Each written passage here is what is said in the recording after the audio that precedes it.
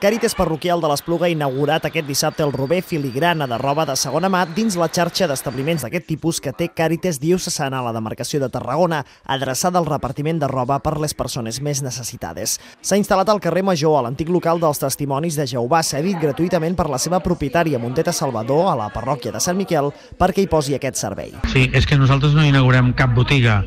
Inaugurem un projecte a l'Espluga, que és el Rober Filigrana, que és el projecte global que tenim sempre.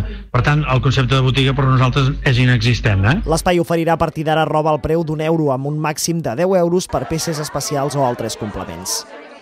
El mateix local servirà per rebre les donacions dels espluguins que, en cas que no vulguin que la seva roba es reparteixi aquí, podran demanar que s'enviï a qualsevol altre local de la xarxa filigrana. L'establiment obrirà els dimecres a la tarda i els divendres al matí amb voluntaris. El projecte compta amb el suport dels serveis socials de l'Ajuntament de l'Espluga.